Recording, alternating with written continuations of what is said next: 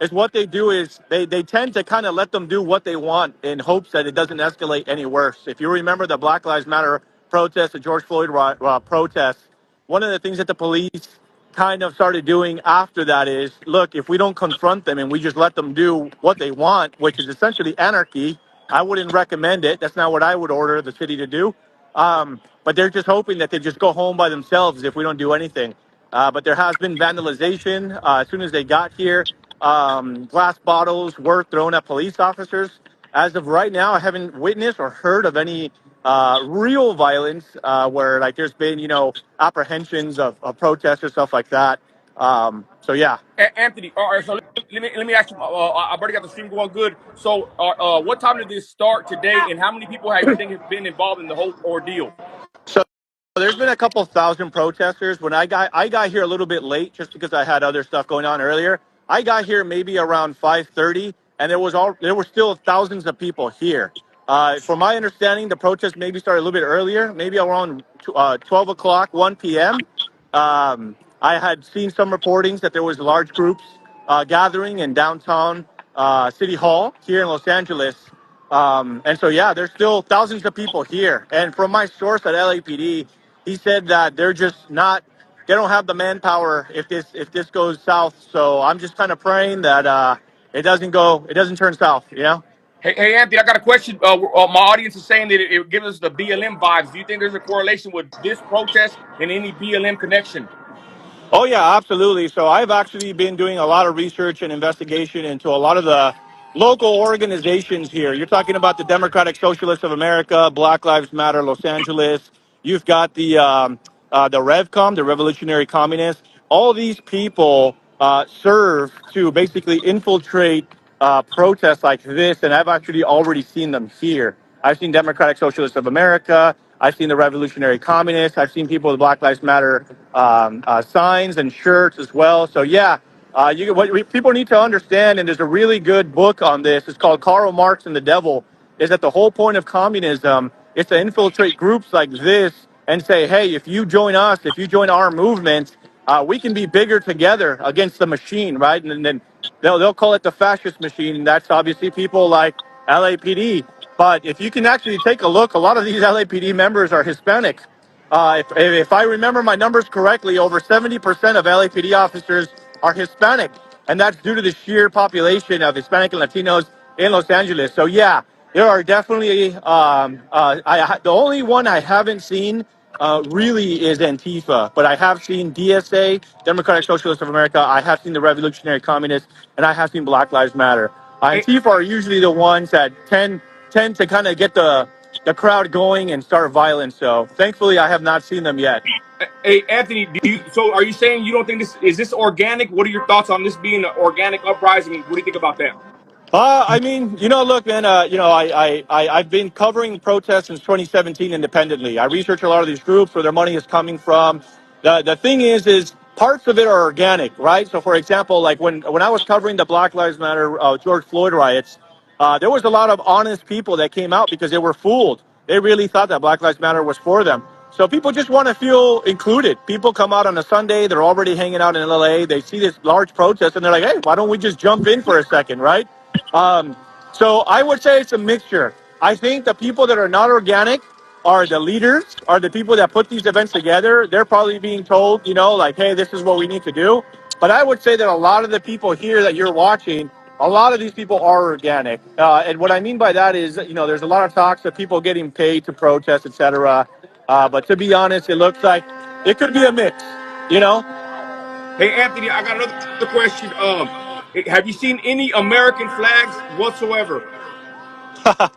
Nah, man. The only American flag that I've seen. I mean, you see American flags like this that have, like the Mexican, American. There's a lot of those, right? Like so, you see another one over here with the LA Dodgers, right? A Mexican American flag. You see a lot of those, but not necessarily only just American ones that I've seen. We actually have a truck over here for you guys. This one's fully decked out in the Mexican colors, as you guys can see. Check this out. Hey, Anthony, is this legal? I mean, I hate to And ask a then as you dumbass can see, question. like if I zoom in on the crowd, It's mostly just Mexican flags and Hey, Honduran flags, Nicaraguan flags, stuff like that. hey, Anthony, is this protest legal? I know it's legal to protest, but they're guarding the streets, correct? This is not legal. All right, the police are actually pushing back here, so give me 1 second here. Okay. All right, so yeah, yeah, they're closing off the. All right, so your question was, is this protest legal? From what I understand, here's where it gets tricky. The Constitution protects protests, but usually what you want to do in coordinating protests is you want to submit a permit so that the PD know in advance that you're expecting X amount of people and that you're not disturbing traffic and you're not impeding on regular traffic patterns, etc. But no, from the very beginning, maybe like an hour in, this was called. Okay. Yeah, yeah. Thank you. Yeah, they're just letting me know I gotta push back here. So give me 1 second. But yeah, from my understanding, this is not a permitted or lawful protest. No.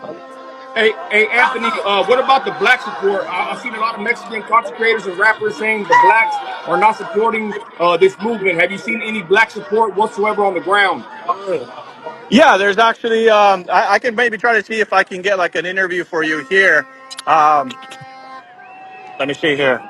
If you don't mind just putting your hat backwards just for a second, bro. Yeah. Hey, brother. I just wanted to ask, man, what brings you out here today? Oh, your girl. Yeah. So you supporting your girl out here? Okay. So is it important to you to kind of come out and like support Hispanics and their causes? Yeah. What do you think about the turnout? This is great. Yeah. But of course, everything wants to support everybody, and it's a great opportunity. Yeah. What are your guys' thoughts on Donald Trump and the deportations that are happening right now? They need to stop that. Okay. You're from Mexico? Okay, gotcha. Okay. Yeah, I was born here, but my mom's from Mexico. Yeah, from Ensenada, Mexico. Yeah. And what about yourself? You're from here? Oh, okay, cool. All right, thank you guys. God bless. All right, take care. All right. Hey, Anthony, Give me 1 second I got a here. question. I'm gonna just move away real quick. Anthony, Yeah. So what I've seen through the night is that there have been different people. I've seen white people. I've seen groups of white people that say, I might be white, but I'm not stupid. F Trump, stuff like that. I've seen small pockets of again BLM or black protesters that like you just saw right now. That was someone that's here with his girlfriend.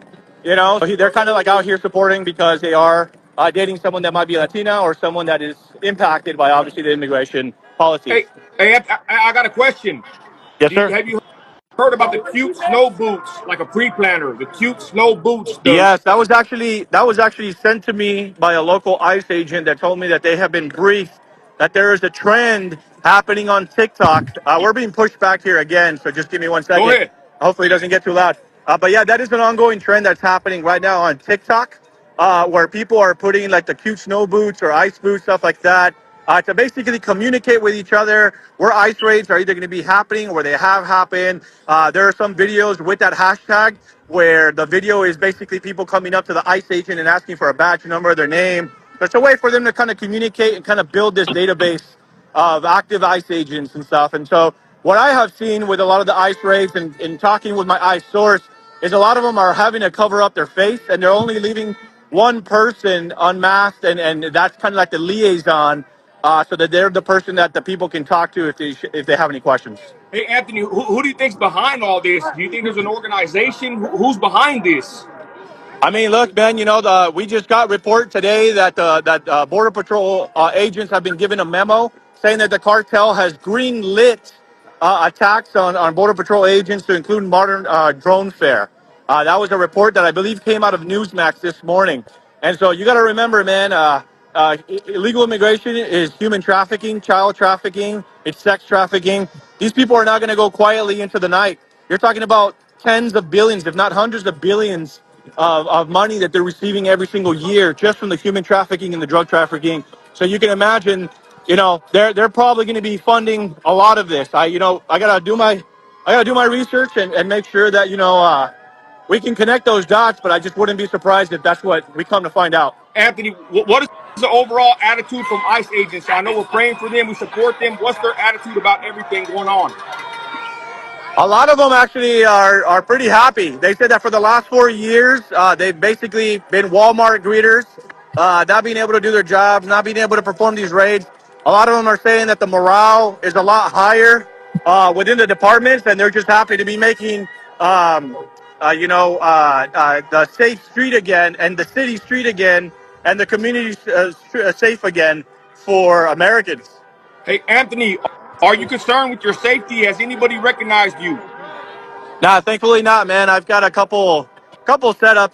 You know what I mean? I've got different shirts, different stuff. I've been covering protests. A lot of people don't like me, but I'm not too worried. I got two people with me too, man. Hey, all right, Thankfully. Anthony, what do you think would happen if someone like me came in there with the MAGA hat?